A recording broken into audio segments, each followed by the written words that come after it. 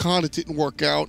I don't think it's an issue with the pick. I think it's an issue with the gameplay. I agree with that wholeheartedly. I think that Wolfie is an exceptional mid laner, and the pick itself wasn't the problem. Not at all. Although I'm not certain that they'll be looking to run it back. I think that it was just poor itemization choices that ultimately led to Rival having difficulties breaking into those team fights. Yeah, I think the itemization, it was gameplay for me. I think the itemization just sort of, you know, you're already walking uphill and the itemization just becomes like another big thing on your back that you're trying to carry. Rival against his Valence Squad team, one, I think that we saw all of the positives that we expect to see in a Valence Squad.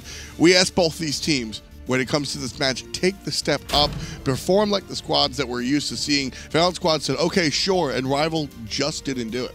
And like I said, I fully expect them to pretty much 180 it from that previous game performance. They're a squad that loves early game aggression as well, and to see them play it so steadily just leads me to believe that they felt a little bit uncomfortable with something, whether it was the draft, whether it was just the way that Valence were playing out the map. It's hard to tell, but I do appreciate that they recognize the AMC as a problem. I think that Funballer was getting away with murder on that AMC. So last game he was top pick and now he's top ban. Just saying. Hoyi, the hunter of choice for Rival. Raijin and Bologna are going to be selected for Valence Squadron. And Rival give Ice Baby the Circuit.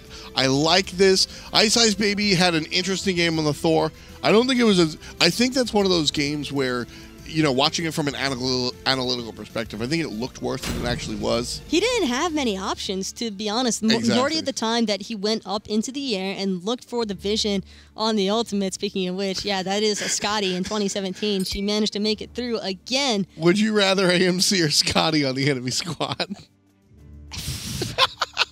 Depends on who's playing it, but Taco is rarely speechless, folks. I got it. It's a win. I'm gonna pretend like that's not there for a second and go back to saying that Ice Baby really wasn't left back with a whole lot of choices on that Thor. Twitch chat's probably gonna meme the hell out of him for it, but realistically speaking, those were fair ultimates. It's just sprints. Between the sprints and the separates and the just overall strong disengage and peel by Valence, it just negated any effect that a Thor might have had. Well, in the second round of bans, Valence Squadron going to go ahead and look at performance picks, the Ares for Kalas and the Thoth guy over there in the mid lane for Wolfie, no can do. And then Rival going to look for the protective choices, banning out both the Geb and the healer Hell. Don't want to see Valence Squadron flexing anything like that. Susano, one more time in the jungle for Valence Squadron. And we're going to see the Athena and the Ra. I think this is very important. Last game, it felt like Rival weren't playing their game. I think the draft kind of was their style of draft, but in-game wasn't their game. Looking at this draft, these are comfort picks. Circuit, Ogyrus, Athena, Ra. I see him. I like Rivals. You know what? Take it. Go ahead. I mean, I love it. It's Zhang Kui. Although that god hasn't received his buffs yet, don't worry, guys. They're due to come. Chaos works here now. But either way, you still have to appreciate... Is this a Zhang support? Is it a... I don't think that it would be... It is a Zhang Kui support. This is a Zhang support. No, this has to be a Zhang support. Spicy big man tings. The spicy BMT. Oh, yeah. So once upon a time, SMITE history lesson, Zhang Kui was an absolutely very strong... I gave away the secret tip. He was a strong support. And do you remember why, Taco? I don't want to. His ultimate used to heal. Exactly. I don't want to remember that. And so, obviously, that was his ultimate did damage to enemies and healed his teammates. That made him a flawless pick for support. But when you want to talk mage supports, Zhang Kui is a character that I've always loved the utility application of this guy.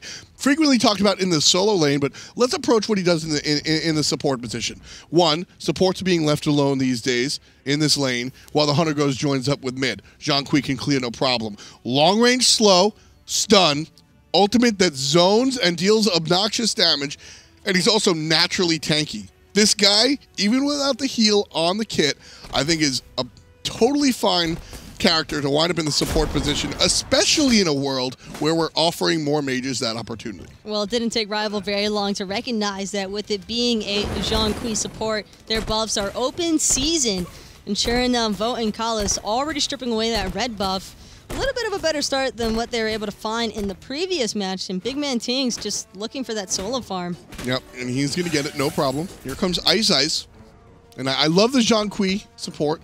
I think this is going to be a very interesting game going forward. However, I do want to bring up the fact that this Ice Baby on his jungle of choice. Ducky gets hit by the zigzag. One more will do it. A nice little short-range dash. Slow is on the point for Deathwalker. Couple of basics. Can they confirm? Yes, they can. DW done did it. Ice Baby on the assist. First blood, nice and early for Team Rival. I wonder where Ducky's sprint went during the early game stages, because it's halfway down as far as the cooldown is concerned, and he didn't have it available. So that timing by Deathwalker with his horrific emblem, completely on point, nowhere left to go. Ducky was guaranteed dead. Yeah, I mean, was that... So that's actually a really big question, and you know, we'll... In our like reviews, I'd like to go back and watch that one. DW. Oh man, bit off more than he could chew. Deathwalker gets himself traded out, but whether that was a misclick or that was forced out in a fight in the jungle early on is a big difference. Because if Team Rival just sort of don't know that was popped, the sprint, and they get that, that's sort of like, all right, you got lucky. But if they force it out in the jungle and make that aggressive play because they know the sprint's on cooldown, that's a very smart, intelligent move. I feel like it was more the latter of those two options. I think so. I feel as though Deathwalker wouldn't use his horrific emblem so recklessly at a point in the map where Ducky could very easily escape as long as he has his sprint available. So he had to have known that that was on cooldown. Just like how Funballer knew if he's rotating around in the Scotty, he can probably find a couple of early kills. I like the Vam Shroud on Big Man Tings. He realizes, because it's interesting, we see the supports time and time again stay in this lane for, you know, almost level like 9, level 10 by themselves at this point, and they're still going Watcher's Gift. Now, outside of the passive on Watcher's Gift, there's still a slew of stats that you want. It's one of the better items in the game, if you ask me. But the Vam Shroud, I like it. I think it's going to give him the sustain he needs and extra protection against the physical guys. I'm down. I really like what BMT's doing here for Valent Squad. I want to see how this pick will actually wind up in fruition, because on paper, I don't know, could you tell that I like it? Oh, you're in love with it right now. Big Man Tings is probably your favorite player in the SPL now, but I think that Big Man Tings' biggest concern is going to be his gold farm, and it's going to be a little bit better considering he's getting the solo farm of the dual lane. Yeah. But is it as optimal as having the Watcher's Gift in comparison to the Vampiric Shroud? As a support, he's not going to really be looking to build damage, or at least I wouldn't imagine so. If he wants to get the full benefits out of the Zhang Kui, I'm anticipating him going more of a heavy cooldown reduction route. Yeah, I want to see a lot of CDR. I do want to see the Gem of Isolation early and often. And I want to see the Divine Ruin on him as well. Dot ticks and the ultimate make it just incredibly difficult to deal with, and he's going to be the utility character. I want to see Big Man Tings lesser traditional support and more that utility guy. Vote jumping away, Funball able to hit him, and he's going to get some help. He being Vote, some help from the Athena, but there's the all-in ultimate from Big Man Tings. Taunt good by Collis, and that'll keep BMT off of Vote. Nice little play there by Collis, saving the life of his hunter. Bo was waiting for the cheeky ricochet. Yeah. Sometimes you just look for it, especially since he knows that Ice is just trying to make that rotation just slightly out of range to connect with Funballer. Permafrost going to be able to get Funballer to safety. Just barely. Oh man, so close with that kiss. If you see that taunt hit from Ice Baby, that's likely a dead hunter. The problem is Ice had to go in there because Funballer dropped the ward in that spot. That's all. That's the only reason why he was even going close to Ice was to get that vision to prevent Big Man or himself from being ganked. Ducky zoning out Deathwalker from the speed buff invade. So I like how Deathwalker checked. Oh, maybe they just left. maybe they just left. I'm going to see if I can pick up this. Not going to be the case. Fails, able to teleport away for the ultimate out of Wolfie. Really slick play. That was pretty unexpected. I wasn't expecting that one, and that was really well timed by Fails as well. That had to be instantaneous as soon as the taunt wore off.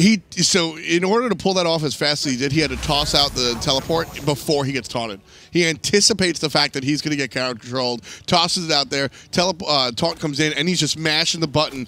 And early game, that Athena taunt, not the longest thing in the world. And as soon as it's done, he TPs away from the Wolfie ultimate. Very, very slick play coming out from Failers.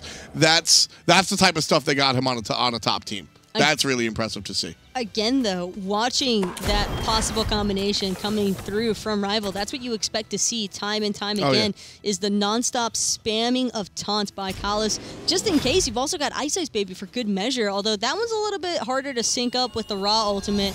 Still, this is a very adept team. They are a team that can execute this kind of composition as long as they're on their A game. We see Team Rival time and time again pick hard comps, like incredibly difficult. Now, a taunt into a raw beam is not exactly the most difficult composition in the world to pull off, but like we see Team Rival play on hard mode a lot of the time as Ice Ice takes care of big man things off screen, and they can execute it no problem.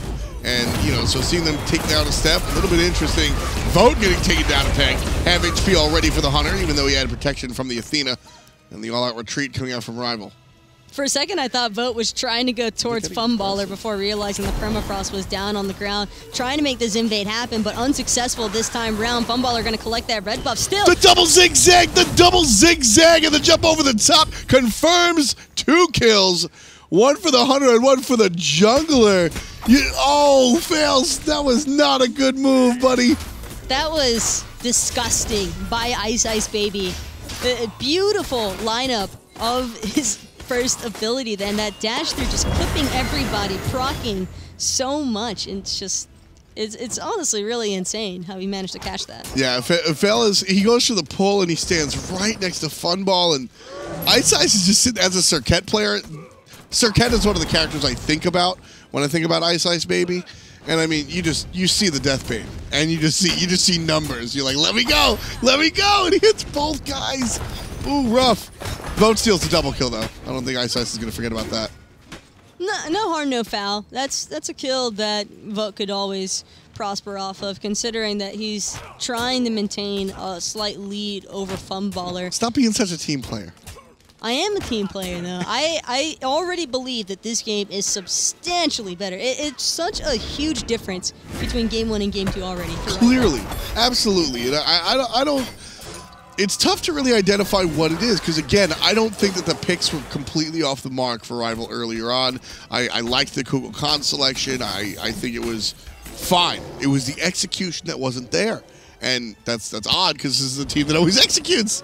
And seeing Team Rival here in game number 2, very different. It happens, but Rival recognized that they need this win because their points have been hurting quite a lot. And to walk away with even 1 point would make all the difference here in this set. I mean, Rival is on the bottom end of the spectrum, and that's not where they should or want to be. Lobster able to go. Oh, Wolfie, try to predict it. That was a smart decision-making by Wolfie as well, knowing that Lobster is going to teleport. If he tries to go into that ultimate off of the Athena taunt, then Lobster might have preemptively beads and then dashed away, avoiding all of that damage. That way, Wolfie at least had the chance to get the kill. And that... Oh, wow. That was so close that it's still impressive even though he misses. You know what I mean? Like, he missed by such a small amount. He knew, and he has to know the range of the leap, etc. Right side, Ducky likely to fall here in the last breath. Ice Ice Baby taking way too much damage from the tower. Calculated. 20 more health than what he needs. Calculated. Oof. Like I said, man, at picks and bans when they locked in this choice... You like that reach, don't you? I like how Kalas is trying to just take the tower. That's push him. Athena. That's him, man. Kalas is there's a reason this guy went from substitute on a team to captaining a squad that winds up being as successful as they are. I mean, it's that attitude. Kalas is a lead by example type guy. Funball getting hit by the quick ricochet. Kalas is like, listen, I won't ever ask you to do something that I won't do myself. And so he's out there trying to solo people and get kills with the Athena. I like it. I respect it. I think we're both getting what we asked for as well out of Big Man Tinks, already rushing the cooldown boots, as well as what I believe will be a Gem of Isolation, second item. A lot of control on top of control. Ducky just being walked down by Deathwalker as the rest of his team takes out the Portal Demon. Deathwalker going to reset the damage on the tower. Ducky trying to bait him into it. He wants to go for the kill, but just off the mark with that ultimate. It's probably going to cost Ducky his life now, trying to get away, trying to buy some time for his team to rotate over, but it won't matter. Deathwalker with the solo kill onto the Duckster. Fails, though, making sure that he pays for it. Yeah, nice help coming out from Collis, but now the Athena's in a bad spot all by her lonesome. There's a nice beads coming out from Phelas, but the ricochet doesn't even matter when the basic attacks are on the money. 7 kills in total. Team Rival looking a little bit more than lucky as they're leading here by almost 6,000 gold. 2 kills as well as a T1 tower in their pocket, but that might not go unanswered. Lobster dealing a significant amount of damage with the interrupt by Ice Baby. And the damage coming out from Collis should be enough. One more tick of it, and it will be number 8 as the support player puts on the carry pants and takes down one more member of the opposing squad. That's what I'm talking about. Is Collis is sitting there and he's like, "You did the work. I won't let it go for nothing. I got you, Ice. I got you." You're talking about the carry factor being Collis and Wolfie and Ice Baby, but pay attention to Vote, level 14. Yeah. He is massive right now and has gone relatively unchecked in this game.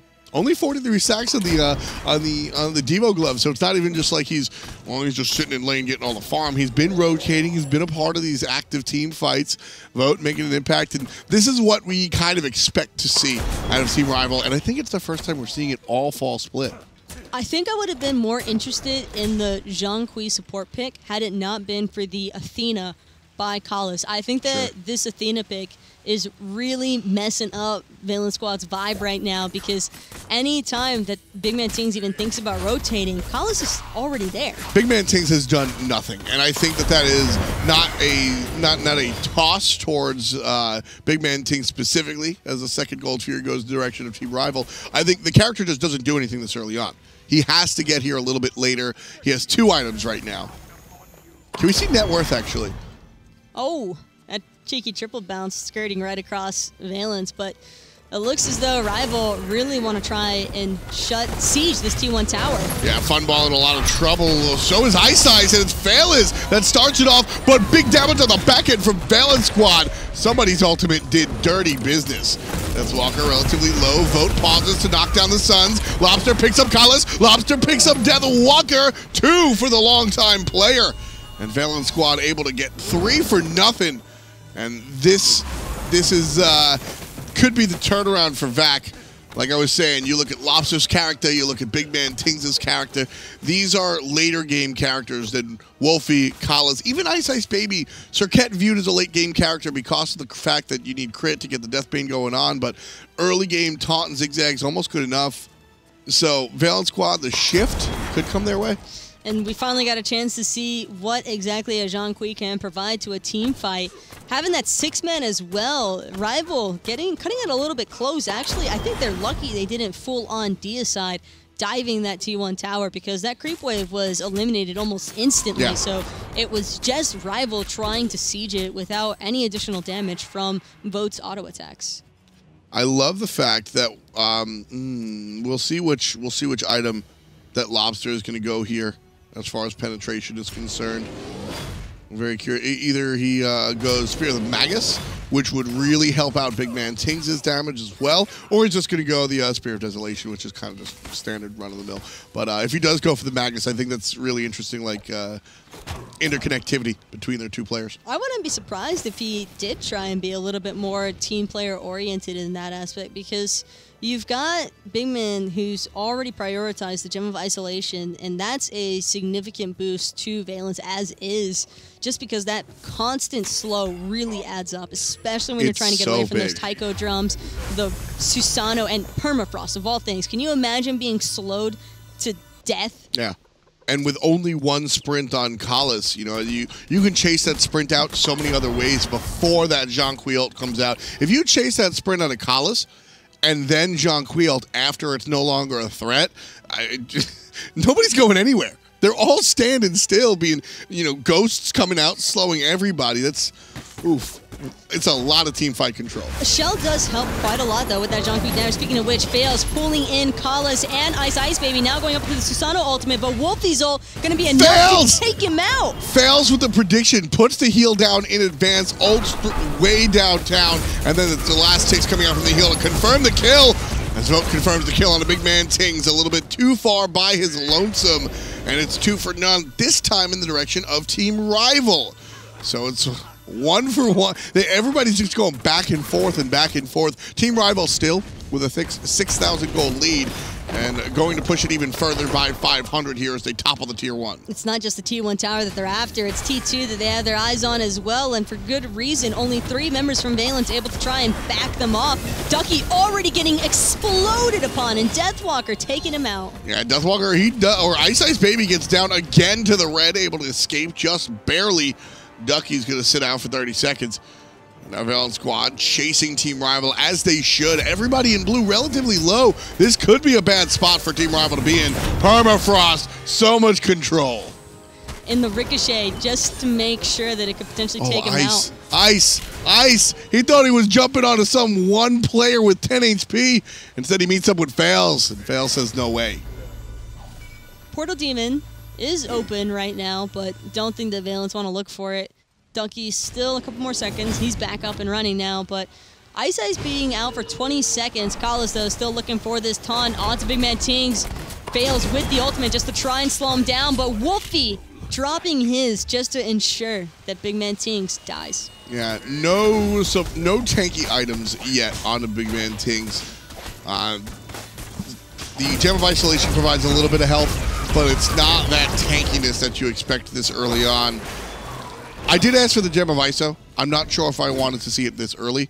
Maybe the Urchin that we've spent so much time talking about, like sort of bashing the Urchin. But an early Urchin for a character like John Quee trying to play an out-of-position support, that's kind of what it's there for. Yes, I know he's building into it now, but I would like to see it earlier. This could also potentially be a Spirit's Robe from Big Man Tings. Not a bad choice as well. Provides him with cooldown reduction, some protections. Doesn't have the health, but not too sure 250 health would make much more of an impact than what that 10% CC reduction would be. He's gonna, but this is a much different pace of a game this time around. You're gonna get those stacks, right? You're gonna get those stacks. That depends, because Team Rival have built up a pretty massive lead. With that Gold Fury, unnecessary. Valence Squadron didn't have any vision on it, and they were all back to base. I guess there's nothing VAC can do there to really get to the Gold Fury, but I'm not sure that they would even want to contest, even if they could. I would like to see the Lobster ult at the very least.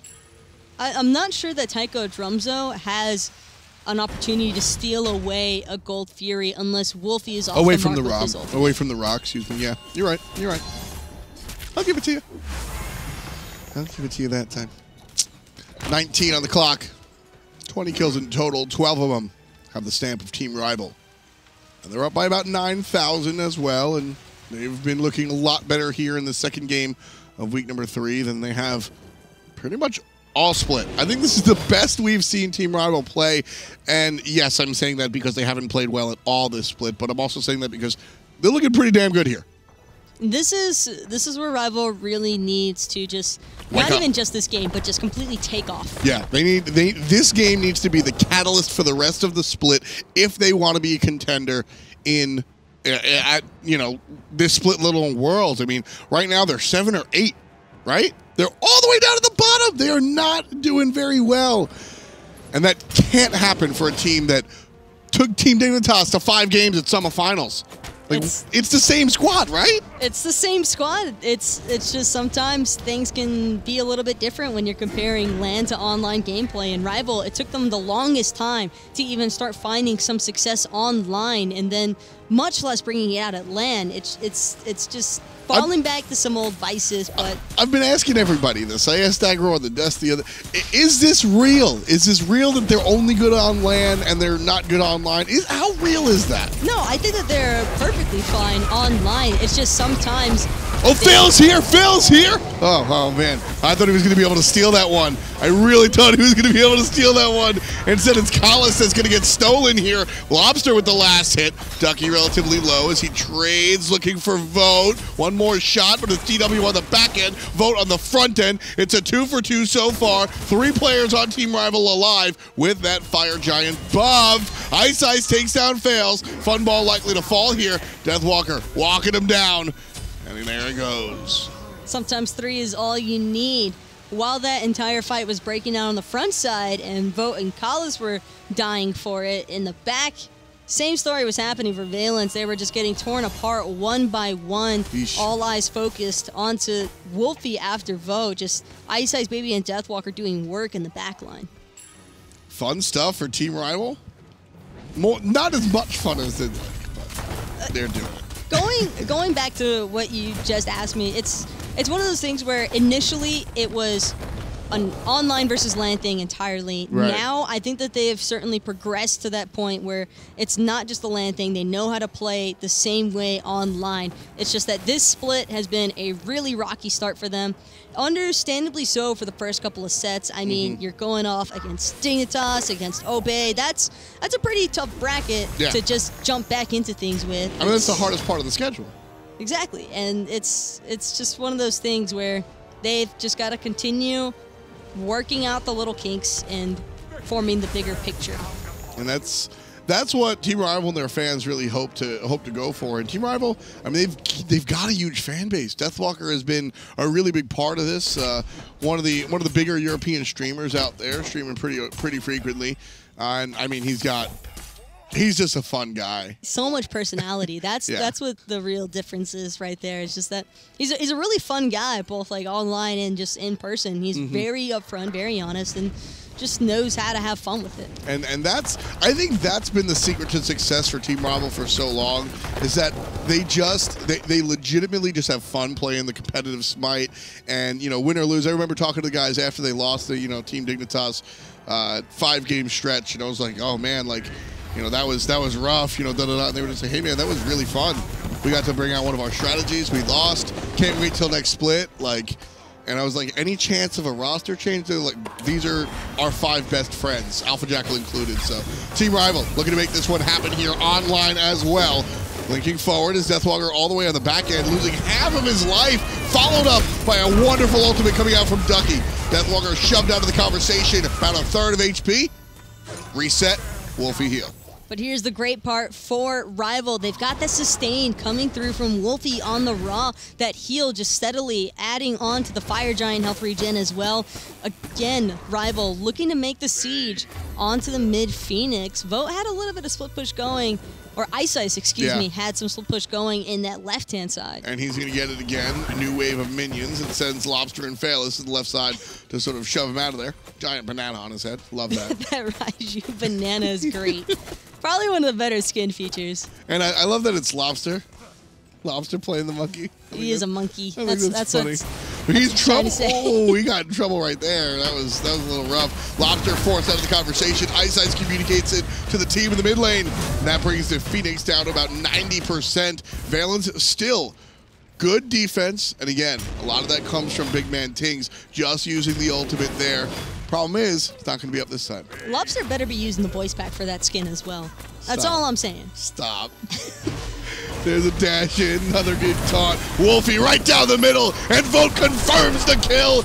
Ducky goes down, but Collis follows soon after. The 1-for-1 so far. Phoenix still pretty damn healthy. Knock him on the Deathwalker as Raijin barreling damage right down the middle. Ice Baby is the next target. Lobster goes deep, gets in trouble for it, fails, double kill. That's the unofficial triple. Vote cleans up Lobster. 3 down on the side of Rival. Make that 4 as big man Tings punishes the natural-born killer. Deathwalker, the only one alive for Team Rival, and Valence Squad have 3 to themselves. For starters, that permafrost by Funballer, absolutely nasty placement. That was just dirty. Forced out purification beats, slid everybody back and forward. Directions neither side wanted to head in, basically. And on top of that, Vote just going a little bit too deep there. He had some slight tunnel visioning onto Funballer, right? Saw that 5 HP, Scotty wanted to just kill her like we all do, but unfortunately, his team ended up losing that team fight. I wouldn't put that on Vote, though, being that deep. I just think that it fell apart, but he wasn't there to help deal any damage or peel for his teammates to get out. Fail is just coming up so big. Fail's so important in this match. If you look at the player damage, as Valen Squad shortens up the gold lead, he's halfway there, and I don't care.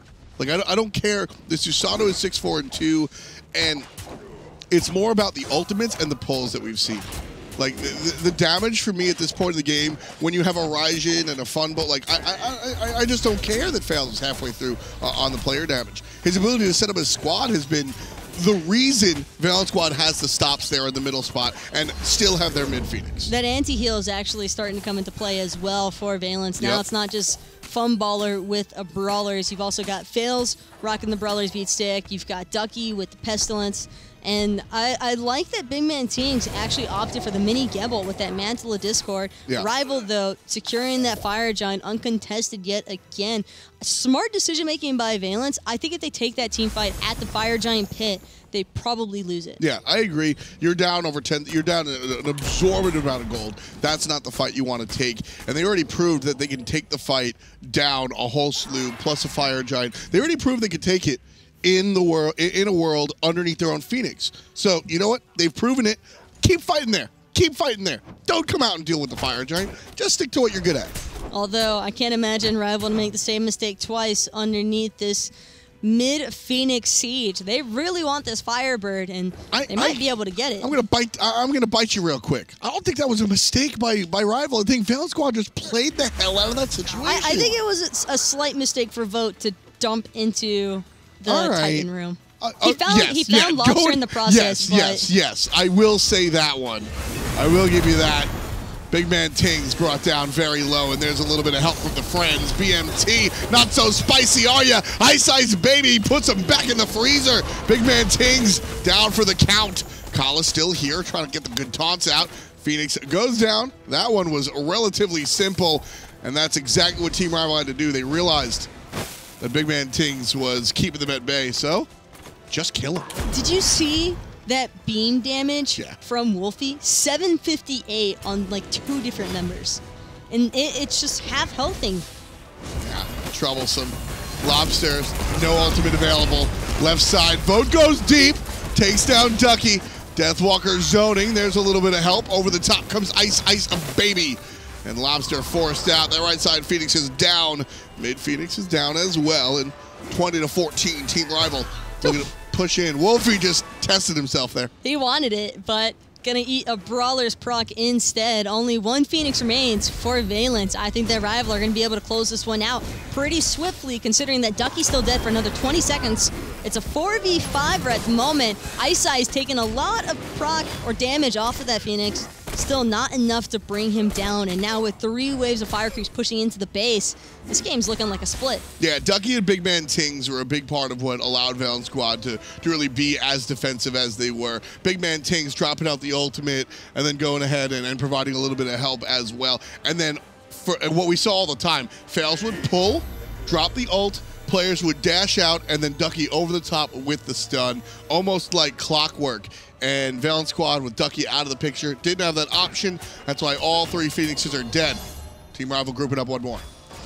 Big Man Tings has returned, however, but that raw ultimate and the beam. Goodbye, Big Man Tings. That's gonna be game, folks. I think 2 players down on the side of VAC.